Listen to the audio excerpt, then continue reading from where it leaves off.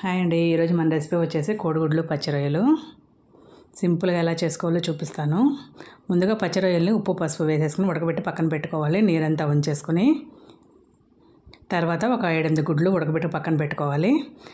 దీంట్లోకి 7-8 టమాటాలు సన్నగా ముక్కలు కట్ చేసేసుకుని మిక్సీ వేసేసుకోవాలి. తర్వాత కళాయి తీసుకొని 2 టేబుల్ స్పూన్లు ఆయిల్ వేసుకుని ఒక ఉల్లిపాయ వేసి ఎర్రగా వేయించుకున్న తర్వాత 1 టేబుల్ స్పూను అల్లం వెల్లిపాయ పేస్ట్ వేసుకోవాలి. అది కూడా ఫ్రై అయిన తర్వాత ఈ టమాటా ప్యూరీ మొత్తం వేసేసుకుని ఉప్పు పసుపు కారం ఒకదాని తర్వాత ఒకటి వేసి ఈ ప్యూరీ అంతా బాగా ఫ్రై అవ్వాలి. ఆయిల్ పైకి తేలిన తర్వాత పక్కన పెట్టుకున్న గుడ్లు రొయ్యలు అన్నీ కలిపేసుకోవాలి. కలిపేసుకుని వీటికి ఉప్పు కారం పట్టేదాకా బాగా ఫ్రై అవనివ్వాలి. బాగా ఫ్రై అయిన తర్వాత 1 గ్లాసు వాటర్ పోసేసుకోవాలి.